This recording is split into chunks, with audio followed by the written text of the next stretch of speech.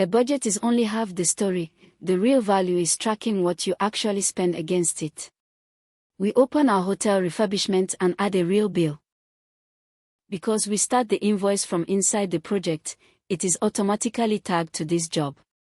We click New Vendor Invoice. Notice the project field is already filled with the lakeside refurbishment, unlocked. This bill can only belong to this job. The invoice number is generated automatically. We set the bill date to today.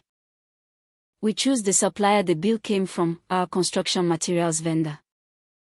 We confirm the currency, the Naira, and the payable account this bill is recorded against. Now the line item, what was bought. We describe it, choose the expense account, which is the purchase cost line we budgeted, and enter the quantity and price.